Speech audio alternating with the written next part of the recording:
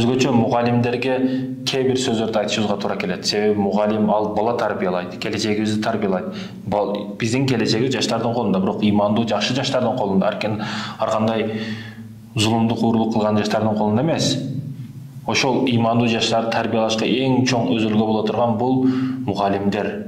Ошол мектептен башталат. Аалама кеткен жол айылдан, айылдагы эң мектеп дегенден башталат. Мектепте тарбияны туура берсе, мугалимдер күчтүү болсо, өзү үлгү болсо, мугалимдердин бири баягы жаман окуган бирөөсүнө кийими жаман, өзү окушу жаман, сен эртең окууга келбей тур дейт мектепке. Себеби эртең текшерүүчүлөр келет, ошол комиссия келет, бирөөлөр келет. Сен бизди шерменде кылып коесуң бул акылың менен дейт. Кокус бир суроо берип койсо, же бир нерсе берип койсо, сен жооп бере албастан бизди шерменде кыласың, ошондуктан мектебибиздин атын булкабадаган сен келбегин дейт. Ошол бала эртеси күнү келбестен, үйүнө дагы батпастан, үйдөн эми апасы атасы чыгарган мектепке барган деп. Мектепке барбастан көчөлөрдө ойноп жүрөт. Бирок мугалимдердин бири келе жатып, машинасы бузулуп көчөдө калып кетет. Көчөдө калган учурда баягы кичинекей бала көрүп калып, "Мен жардам берейинби?" дейт. Машинаны оңдошко түзөтүшкө мен билем, ошону түзөтүштү билемин дейт. Эгер жардам бере алсаң макул дейт. Машинаны баягы бир канча мүнөттө түзөтүп, жакшынакай кылып коет, жүрө турган кылып. Анан сен эмне кылып жүрөсүң бул жерде? Мектеп окуучусу экенсиң, эмне үчүн мектепке барбадың десе, келбедиң десе, баягы жаш бала, "Бүгүн текшерүүчүлөр келет экен, кече менин мугалимим айткан, эжекем айткан, сен эртең келбей тургун, текшерүүчүлөр келип, текшерүүчүлөр сага бир суроо берсе, жооп бере албай биздин мектебибизди шерменде кыласың деген. Ошондуктан мен бүгүн мектепке барбастан, үйүмө батпастан, ушул көчөдө ойноп жүргөн учурунда сизди көрүп калдым, сизге жардам бердим. Атам ушундай машина оңдойт, машина оңдогон үчүн мен дагы жардам берип жүрүп, машинанын эки жагын түшүнүп калган баламын" дейт. Ошондо баягы мугалим таң калып туруп калат. Себеби ал текшерүүгө, мектепти текшерүүгө келип жаткан комиссия болчу да. Мектепти текшерүүгө келе жаткан мугалимдин машинасы бузулду, ал эми экинчи окуучу анын машинасын түзөтүп берди. Маселе кайсыл жактан карашыбыз керек? Айтайын деген, бүгүн мектепте жаман окугандар эртең эң чоң ийгиликтерди жаратышы мүмкүн. Бүгүн сиз тоготпогон экинчи дегендер алдыга кетиши мүмкүн. Чынбы?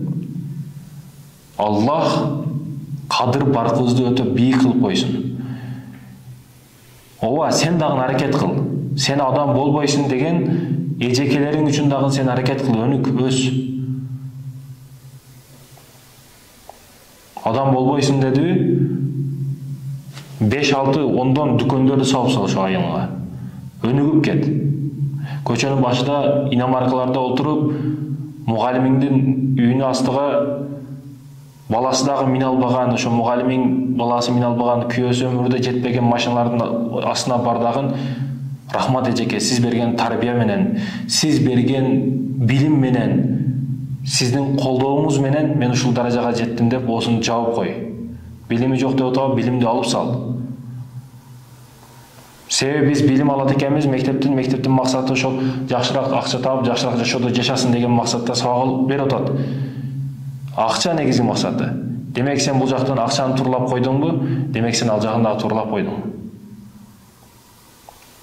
Мына Томас Эдисон бар го, окуясы жагат ошону дагы.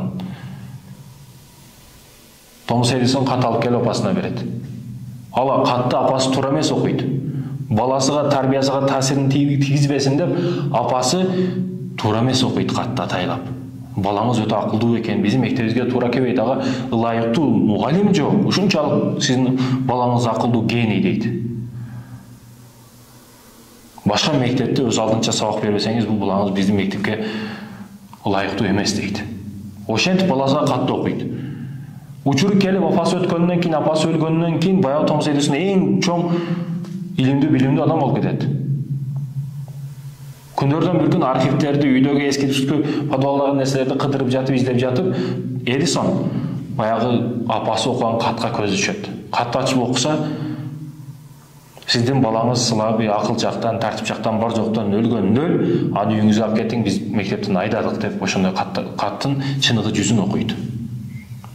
Ошондо Томас Эдисон агуулап дагы жазат да.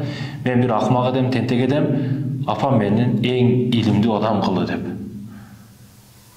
Айтайын деген максат, мектепте адам болбойт, окубайт, башка десе, ата-энелер бул жактан дух менен, рух менен чыгарыш керек. Мектеп эмеспи, башка жак. Ооба, эгер чындыгында бала бир предметтен жаман болсо, жаман окуса, математикадан, балам сен англис тилинен күчтүүсүң деп, ага дух бериш керек балага. Баланын көңүлүн сындырбаш керек. Англискийден жаман болсо, башка предметтен жакшы болушу мүмкүн. Балким физкультурадан жакшы. Азыр дүйнө, мисалы үчүн биз сыймыктаган азыр күрөшчүлөр чыгып атат, күрөш менен дүйнөнү багындырып атат. Кээ бирөөлөр сатып жиберген алтындарды алар мойнуна алып, асып, сыймык менен алып келип атат Кыргызстанга кайрадан. Ошондой спортсмен болуп кетиши мүмкүн. Сиз жамандаган окуучуңуз, балким ошону сиз эртең телевизордон көрүп калышыңыз мүмкүн. Сиз адам болбойт деген окуучуңузду эртең өзүңүз телевизордон, телефондон көрүп калышыңыз мүмкүн. Сиз адам болбойт деген адамды эртең сиз балким ошол менен сыймык таанып калышыңыз мүмкүн. Мен буга сабак бердим эле деп. Ошондуктан эч кимди кемситпеш керек. Кул жегиндей куйрукту Кудай берет буйрукту. Сиз ар кандай үмүттөр менен, ар кандай максат тилектер менен, ар кандай ой жүгүртүп, балага туура эмес тарбияны же көңүлүн сындырып коюшуңуз мүмкүн. Ошондуктан аракет кылышыбыз керек. Балдардын көңүлүн сындырбаштыкка, туура тарбия бериштикке.